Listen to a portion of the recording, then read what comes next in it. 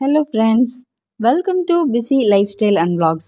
இன்னைக்கு இந்த vlogல சூப்பர் இன்ட்ரெஸ்டிங்கான விஷயங்கள் தான் நம்ம பார்க்க போகிறோம். கிருஷ்ண ஜெயந்தி மற்றும் கோகுலாஷ்டமி எப்படி வீட்டிலேயே எளிதாக கொண்டாடலாம் அப்படிங்கிற வீடியோ தான் இன்னைக்கு. நான் போன வருடம் கிருஷ்ண ஜெயந்தி அன்னைக்கு இந்த முறை வச்சு தான் நான் பூஜை பண்ணேன். இப்போ இந்த வருடம் நான் இந்த கோகுலாஷ்டமி அண்ட் கிருஷ்ண ஜெயந்தி பண்ண போகிறேன். ஸோ நான் வேண்டின எல்லாத்தையுமே இந்த ஒரு வருட காலத்தில் கண்டிப்பாக கிருஷ்ணர் நிறைவேற்றி வச்சுட்டாரு. அதனால் வருடம் தவறாமல் இந்த கிருஷ்ண ஜெயந்தி நீங்கள் வீட்டில் கொண்டாடணும் அப்படின்னு நான் கேட்டுக்கிறேன். நான் உங்களுக்கு இந்த பதிவு 2 விதமாக கொடுத்துருக்கேன். ஒன்று வீட்டில் பலகாரங்கள் எளிதான முறையில் எப்படி பண்ணலாம் அவருக்கு பிடிச்சது. இன்னொன்று பூஜை முறைகள் பற்றி இன்னொரு பதிவு கொடுத்துருக்கேன். ஸோ 2 பதிவு இருக்குது. உங்களுக்கு டைம் இருந்தது அப்படின்னா இந்த 2 பதிவையும் பாருங்கள். ஸோ வாங்க எப்படி நான் கிருஷ்ண ஜெயந்தி கொண்டாடினேன்னு பார்க்கலாம். அரிசி மாக்கோளமில் இந்த மாதிரி வீட்டு ஸ்டார்டிங்கிலேருந்து பூஜை அறை வரைக்கும் நீங்கள் இந்த மாதிரி கால் போட்டுருங்க. நான் செய்ய போகிற முதல் தின்பண்டம் சுய்யம். இது ஈஸியாக நம்ம 10 to 15 மினிட்ஸில் பண்ணிடலாம். அது எப்படி பண்ணுறதுன்னு பார்க்கலாம் வாங்க.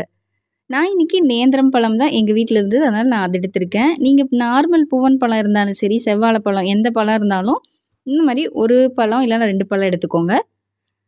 இந்த பலகாரங்களெல்லாம் செஞ்சுட்டு நம்ம நம்மளோட வீட்டு பக்கத்தில் நம்ம சொந்தக்காரங்க எல்லாத்துக்குமே நம்ம டிஸ்ட்ரிபியூட் பண்ணணும். அதனால் அதுக்கு தகுந்த மாதிரி நீங்கள் 1 அல்லது 2 பழம் சேர்த்து போட்டுக்கோங்க. இப்போ நான் 2 பழம் கட் பண்ணி போட்டிருக்கிறேன். இதில் ஏலக்காய் தூள் சேர்த்துக்கிறேன். இந்த ஏலக்காய் தூளையும் பழத்தையும் நான் ஒரே ஒரு மிக்சியில் ஓட்டி எடுத்துட்டேன். அப்புறம் கரும்பு சர்க்கரை இல்லைன்னா வெல்லம் 1 கப் எடுத்துருக்கேன். இதில் அதையும் நல்லா ஒரு ஓட்டி எடுத்துட்டேன். இன்றைக்கி சொய்யனுக்கு நான் மைதா மாவு எடுக்கலை, கோதுமை மாவில் தான் செய்ய போகிறேன்.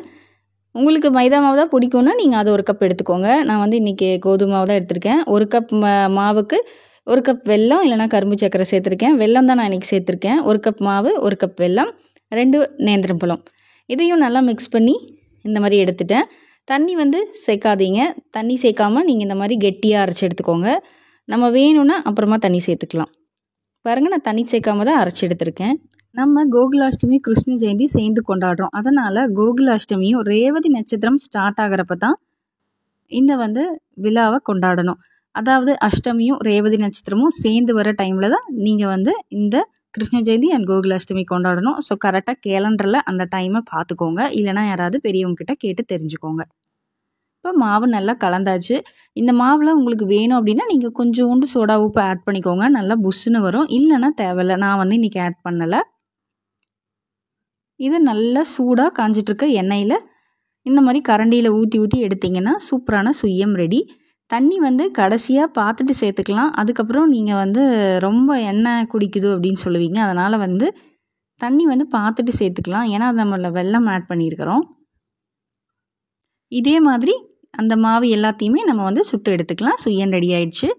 அடுத்த தின்பண்டம் நம்ம செய்ய போகிறது தட்டுவடை. இதுவும் ஈஸி தான். இந்த தட்டுவடைக்கு தேவையானது பச்சரிசி மாவு, சட்னி கடலை இருக்கு இல்லையா, அந்த கடலையோட பொடி. 1 மணி நேரத்துக்கு முன்னாடி கடலைப்பருப்பை நல்லா ஊற வச்சுக்கோங்க. தட்டுவடையில் போடும்போது கொஞ்சம் அங்கங்கே க்ரன்ச்சியாக இருக்கும். இப்போது நான் 1.5 கப் அளவு பச்சரிசி மாவு எடுத்திருக்கேன். கடையில் வாங்கினாலும் சரி, வீட்டில் ஃப்ரெஷ்ஷாக அரைச்சதாக இருந்தாலும் நல்லா தான் இருக்கும். 1.5 கப் அளவுக்கு கடலைப்பொடி 1/2 கப் எடுத்துக்கோங்க. ரொம்ப அதிகமாகவும் இந்த கடலைப்பொடி சேர்த்தா ரொம்ப இந்த தட்டுவடை சிவந்து போயிடும். அதனால் கரெக்டாக 1/2 கப் எடுத்துக்கோங்க. அதுலேருந்து சட்னி கடலை அரைப்போம் இல்லையா, அந்த கடலைப்பொடி. கருவேப்பிலை இந்த மாதிரி நல்லா குட்டி குட்டியாக கட் பண்ணி போட்டுக்கோங்க. பெருங்காயம் ஒரு 1/4 டீஸ்பூன்.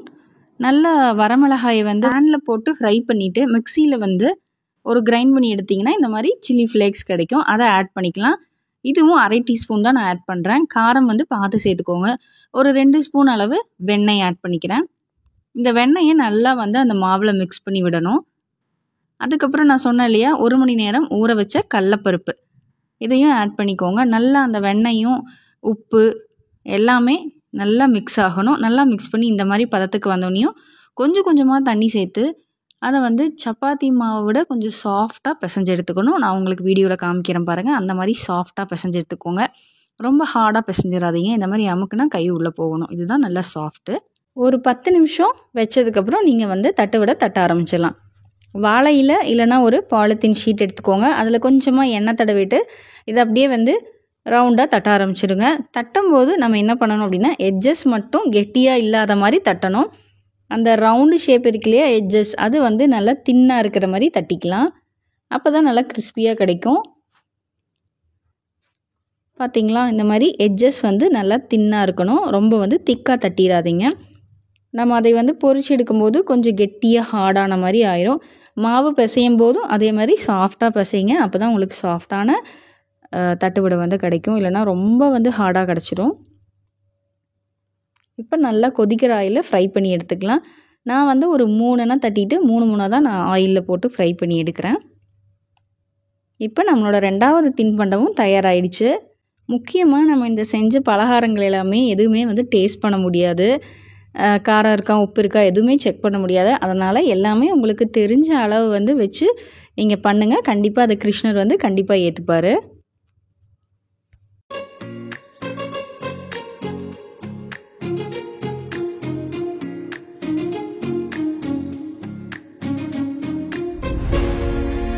மூணாவது தின்பண்டம் ரவா லட்டு செய்ய போகிறோம். இந்த ரவா லட்டு செய்யறதுக்கு வெள்ளை ரவை தேவை, சர்க்கரை தேவை, நல்ல நெய்யில் வறுத்தெடுத்த முந்திரி திராட்சை. இப்போ ஒரு பேனில் 2 கரண்டி அளவுக்கு நெய் சேர்த்துக்கிறேன். இந்த நெய்யில் தான் நம்ம வெள்ளை ரவையை வந்து நல்ல வாசம் வர அளவுக்கு வறுக்க போகிறோம். நெய்லெல்லாம் காஞ்சிருச்சு. இப்போ நான் எடுத்து வச்சுருக்கிற 1 கப் அளவு வெள்ளை ரவை. நான் வந்து எல்லாமே டம்ளரில் தான் அளவு எடுத்து வச்சுருக்கேன். உங்களுக்கு மெஷரிங் கப் எது கரெக்டாக இருக்கோ அதை எடுத்துக்கோங்க. 1 கப் அல்லது 1 டம்ளர் ரவை நல்லா இந்த நெய்யில் வாசம் வர அளவுக்கு வறுத்தெடுக்கணும். சிம்லேயே வச்சுக்கோங்க. சிம்லேயே வச்சுட்டு நல்ல வாசம் வரும். நெய்யும் வெள்ளை ரவையும் கலந்த வாசம் வரும். அது வரைக்கும் நல்லா வறுத்தெடுங்க.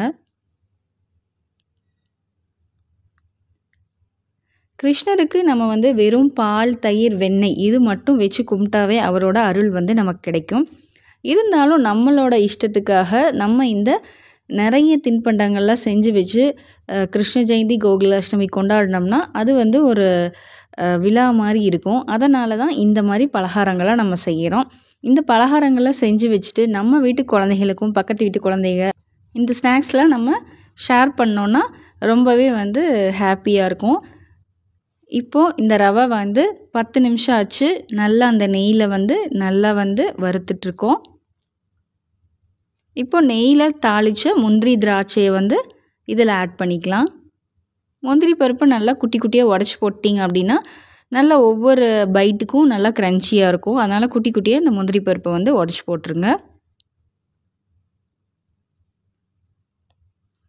இந்த ரவா லட்டுவில் நீங்கள் வேறு எந்த நட்ஸ் இருந்தாலும் ஆட் பண்ணலாம். பிஸ்தா, பாதாம் இந்த மாதிரி கூட நீங்கள் ஆட் பண்ணலாம் இருந்துச்சு அப்படின்னா. சர்க்கரை வந்து 1.25 கப் அளவு எடுத்திருக்கேன். 1 கப் ரவைக்கு 1.25 கப் சர்க்கரை கரெக்டாக இருக்கும். இல்லை நீங்கள் இனிப்பு நிறைய சேர்த்துவீங்க அப்படின்னா 1.5 கப் சர்க்கரை கூட நீங்கள் போடலாம். 1 கப் ரவைக்கு 1.25 கப் சர்க்கரை வந்து எடுத்து வச்சுருக்கேன். இப்போது நெய்யில் நம்ம தாளித்த முந்திரியும் திராட்சையும் நம்ம வந்து கொட்டிட்டேன். அதில் வந்து அதையும் நல்லா அந்த ரவை கூட நல்லா மிக்ஸ் பண்ணி விடலாம். அது வரைக்கும் அடுப்பு வந்து சிம்லே வச்சுருங்க. நல்லா வந்து வறுத்துட்டே இருங்க.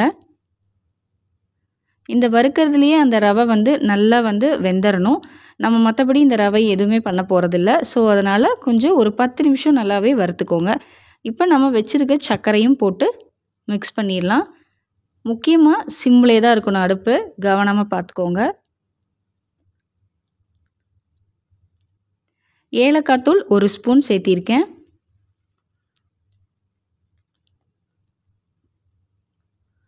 நல்லா இதை வந்து மிக்ஸ் பண்ணி விடுங்க. இந்த ரவா லட்டுக்கு கண்டிப்பாக நம்ம வந்து பால் சேர்க்கணும். அதனால் 1 டம்ளர் அளவுக்கு நல்ல பால் வந்து காய்ச்சி எடுத்து வச்சுக்கோங்க. அது சூடாகவே இருக்கட்டும். ஆறின பால் சேர்க்கக்கூடாது. நல்ல சூடான பால் எடுத்து வச்சுக்கோங்க. இப்போ நம்ம தாளித்த நட்ஸு, ஏலக்காய் தூள், சர்க்கரை எல்லாமே போட்டு ரெடியாக இருக்குது. இப்போ நல்லா வந்து சூடாக இருக்க பாலையும் நீங்கள் எடுத்து வச்சுக்கோங்க. அந்த சூடான பாலையும் ஊற்றி ஒரு 10 நிமிஷம் மூடி வச்சிட்டோம் அப்படின்னா எல்லாமே நல்லா செட் ஆயிரும். அதுக்கப்புறம் நம்ம எடுத்து உருண்டை பிடிச்சோம் அப்படின்னா சூப்பராக வந்து உருண்டை வரும். நான் இந்த ரவா லட்டு வந்து உருண்டை பிடிக்கிறத வீடியோ எடுக்க மறந்துட்டேன். ஸோ கண்டிப்பாக நீங்கள் இதை ட்ரை பண்ணுங்கள்.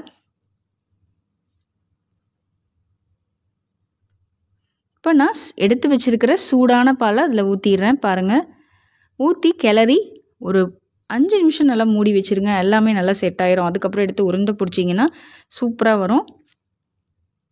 இந்த மெத்தட் எனக்கு எங்கள் பாட்டி சொல்லி கொடுத்தது. ரவா லட்டு 10 நாள் ஆனாலும் அப்படியே சாஃப்டாகவே இருக்கும். ஸோ கண்டிப்பாக இதை வந்து ட்ரை பண்ணி பாருங்கள். இப்போ பால் ஊற்றி நல்லா மிக்ஸ் பண்ணி விட்டாச்சு. பாருங்கள், கொஞ்சம் வெட்டாயிருச்சு இல்லையா ரவை எல்லாமே. ஸோ இப்போ நம்ம மூடி வச்சிடலாம். இன்னும் கொஞ்சம் பால் சேர்த்து கிளறிட்டு மூடி வச்சிடலாம்.